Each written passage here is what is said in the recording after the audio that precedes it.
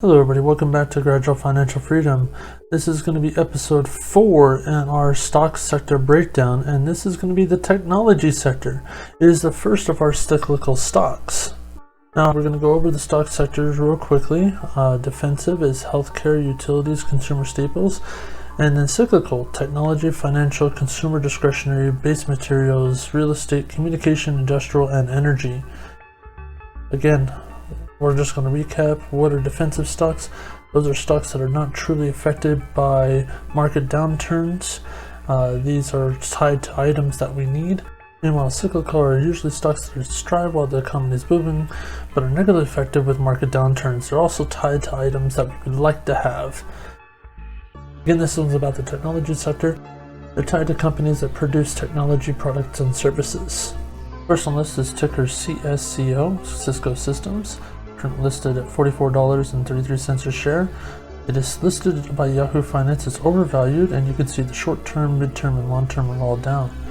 Cisco Systems currently has a 35-cent dividend. They pay the first of each quarter, so that is January, April, July, and October. TipRanks currently has 23 analysts watching this. They're predicting anywhere between 45 for a low, 59 for a high, or 51.94 for about an average. They're currently trading at 45.30. That could be up this time next year. Next on the list is Canon, ticker CAJ. Currently Yahoo Finance has it is overvalued. They have the short-term up, mid-term down, long-term up. Canon pays a dividend twice a year. Their current dividend rate is at 59 cents, and they pay on April and September. Currently with TipRanks, there are no analysts currently watching it, so there's not much to say on where it's going to go from here.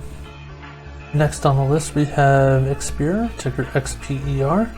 As you can see, it is saying that it is overvalued. Their short term is up, mid term is up, long term is down. XPER currently has a 20-cent dividend. They pay the third month of each quarter, so that is March, June, September, and December. TipRanks currently has 2 analysts watching it. They are predicting here between low of 25, a high of 28, with the average around 26.50 by this time next year. So with it being currently $20.86, it may be something we want to watch. Last on this is HP Incorporated, or Hewlett Packard, ticker HPQ. Currently Yahoo Finance says it's undervalued, and the short-term, mid-term, and long-term are all pointing up. HPQ currently has an 18-cent dividend. They pay the first of each quarter, that is January, April, July, and October. HPQ has 10 analysts on TipRanks watching this. They're predicting anywhere between a low of $14, a high of $24, with the average around $19.29. With it currently trading at $20.35, that means that they're thinking it might go down by this time next year. Something maybe to watch out for.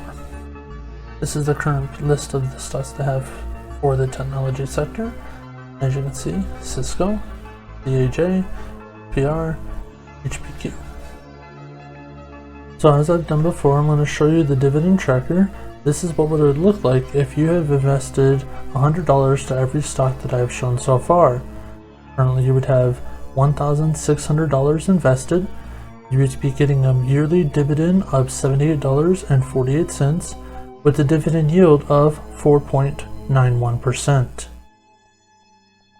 Now, like I've always said, I'm going to just state it one more time. I am not a financial advisor. Please use everything you see here as just a little bit of a suggestion. Do your own research. Please make sure to look at everything and decide for yourself where you want to go. This is the current list of technology stocks that I have out of the 400 plus that I'm looking at. There is one on the list that I have highlighted, a ticker NTES. You'll see that it is showing as $7.59. That is because that is what they're paying for this one dividend. It does fluctuate over the time. If I take that $7.59 and add up the other dividends, going back 14 and divide it by 14, and then put it into this, it changes drastically and moves it down to $1.19. That is a reason why I say make sure that you do your own research. Just because of the fact that I have it currently showing at a certain price does not mean that that is going to be the price that's going to reflect the entire time. It is very important to take those things into consideration. Just like the stocks down towards the bottom, PBI and REEL, when they're listed at a high amount per 100, those stocks may currently have a good dividend or a decent dividend, but at some point in time that dividend could be cut.